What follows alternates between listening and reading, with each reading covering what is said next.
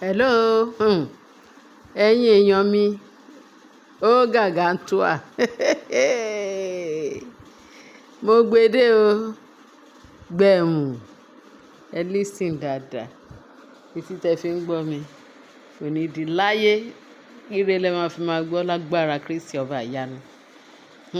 Nǹkan tó tún ń jà ìràn ní íńtánẹ́ẹ̀tì la tún gbé wá fún yín ní wákàtí ọ̀wọ̀ yìí o. Ǹjẹ́ ẹ ti gbọ́ pé kábíyèsí ó ti lọ sí Àkúrẹ́ ní fámílì àwọn Naomi.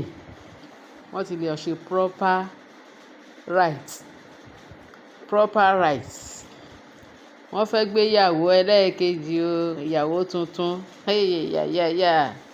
Eléyìí kẹjẹgbẹ, eléyìí fantastic, eléyìí kọ ó gẹjẹgbẹ. Wọ́n fẹ́ gbé Naomi ní ìyàwó tuntun, ìyàwó ọ̀lẹ̀lẹ̀. That's right. Ó wá fẹ́ ṣe é níṣe pé àníṣe pé bóyá bí ìyàwó tán chassis, ìyàwó tó jẹ́ pé wọ́n tiẹ̀ tí ṣí, wọ́n tiẹ̀ tí pákéjì ẹ̀ báyìí, wọ́n tiẹ̀ tí open ẹ̀ rí rárá. Òun ni kábíyèsí fẹ́ ṣe fún olórí Naomi o. Wọ́n tiẹ̀ tí ó ti wá íńtánẹ́ẹ̀tì, òun ló ń jà ràn tí pé wọ́n fẹ́ gbé Naomi níyàwó lóní gbẹdẹmukẹ ni o. Wíṣì tí bá wà bẹ́ẹ̀. Jésù aṣojú wa lágbára pé sáré ṣẹ̀mí wa. Can you imagine? At last, kábíyèsí fẹ́ ṣe ìyàwó fún Naomi. Ṣé mọ̀ pé mo sọ fún wa?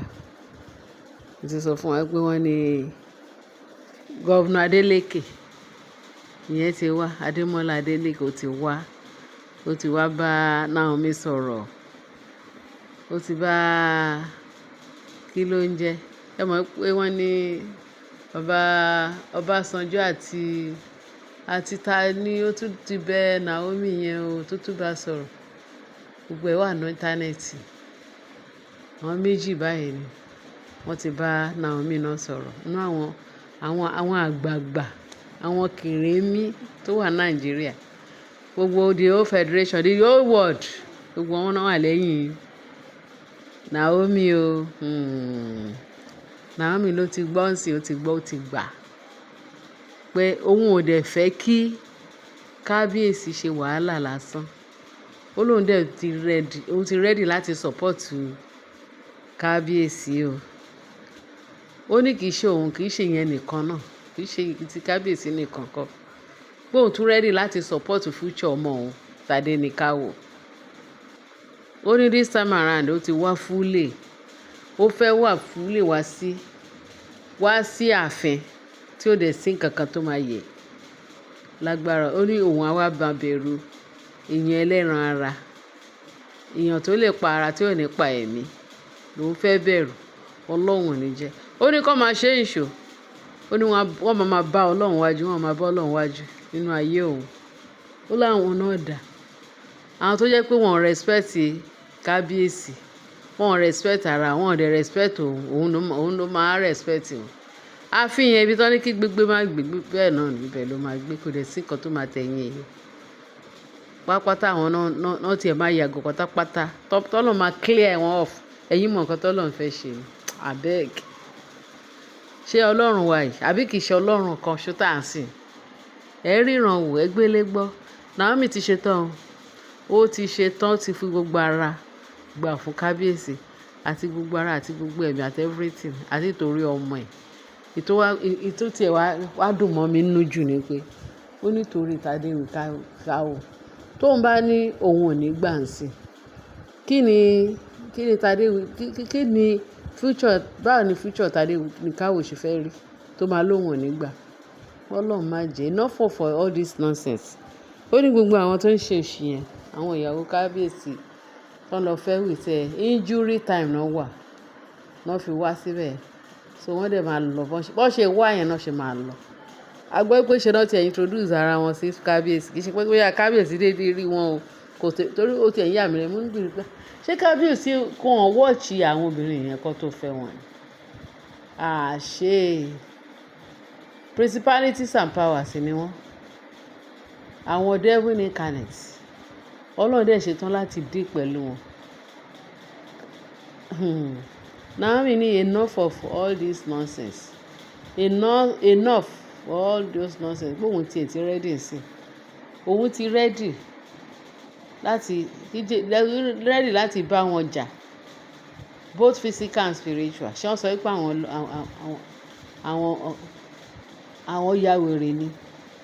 Wèrè orí wọn yẹn òun ló máa fi ṣe wọ́n pa. Kí lòun tiẹ̀ ń sọ náà? So ká má fọ̀rọ̀ gùn, Naomi ó ti fi gbogbo ara látòkè délẹ̀ láti irun orí títí dé àtẹ́lẹsẹ̀ ó ti rẹ́dì, ever ready. Wọ́n ní kábíyèsí ti lọ sí ọ̀dọ̀ àwọn pẹ́rẹ́ǹtì Naomi lákùrẹ́ pé gbogbo nǹkan tó bá máa gbà la máa fún, gbogbo tradition wọ́n wá bẹ̀rẹ̀ láti afresh wípé ó fẹ́ gbé níyàwó gidi gan tóun ò tí ì ṣe irú ẹ̀ rí. Ọdún ó ti ṣe lákọ̀ọ́kọ́ ọbẹ̀ tí kò mọ value ẹ̀, ó ṣẹ̀ṣẹ̀ fẹ́ mọ value ìgbéyàwó. Now ǹjẹ́ ẹ̀yin èèyàn wa, ǹjẹ́ kò yà yín lẹ́nu? Is that not wonderful? Apẹ́ kó tó jẹun kì í jẹ́ ìbàjẹ́. Gbogbo rírọ́jú tí Naomi ti ń rọ́jú látijọ́ yìí, àsìkò tí Ọlọ́run máa pín lérè tó fẹ́ kó gbogbo èrè ẹ̀, gbogbo àjọ tó ti ń dá látijọ́ yìí, àjọ sùúrù, àjọ hílàhílo, káyà sókè, gbogbo ọ̀nàkọnà tó fẹ́ fi bàjà, ó fẹ́ kó àjọ ẹ̀ sìn, àjọ rere. This Naomi ó ga ọ, ó mà dá kéèyàn bímọ ológo o. Ọmọ ológo ìyá ẹ̀ máa kú oríire o, àwọn òbí ẹ̀ kú oríire o. Jésù ò ṣeun, Jésù ò ṣeun. Òun ló ń jà ràn ní íńtánẹ́ẹ̀tì pé wọ́n ti fi gbogbo ara gbà. Ìyá ẹ̀ ti gbà, bàbá ẹ̀ ti gbà, Naomi ti gbà, gbogbo àwọn èèyàn Naomi pátápátá, àwọn àbúrò ẹ̀ àtẹ̀gbọ́n ẹ̀, wọ́n ní kó máa lọ. Jésù ń wo ẹ̀yìn ẹ̀. Ẹ rí pé àwọn ìkà, àwọn ṣìkàṣìkà, ẹ rí pé wọ́n ti kàbùkù, ẹ rí pé ayé wọn ti bàjẹ́. Nísìnyí wọ́n máa clear off ni. Wọ́n máa clear off. Àfàìmọ̀ kí àwọn àfàìmọ̀ kọ́ máa ya kí gbogbo wọn pátápátá kọ́ parẹ́ pátápátá ní ààfin.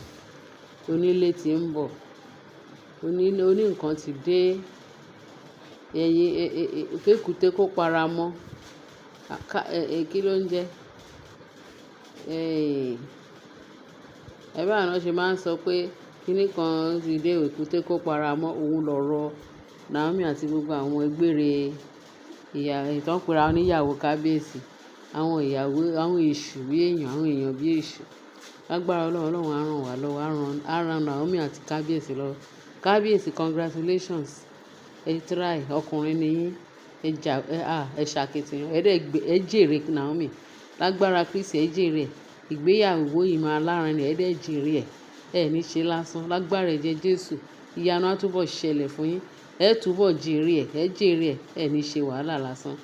Àsìkò tí Naomi máa dé sí ààfin yín, lágbára ẹ̀jẹ̀ Jésù, ọlá yín máa gòkè sí, ayé máa gbọ́, ọ̀run máa mọ̀. Lágbára Ọlọ́run, ẹ sìn Ọlọ́run bó ti tọ́ àti bó ti yẹ. Ẹ ní ṣe mistake mọ́. Lágbára Ọlọ́run, Olúwa ẹ ṣeun. Thank you ẹ̀yin èèyàn mi. Ẹ bá mi subscribe, ẹ bá mi share, ẹ dẹ̀ bá mi like.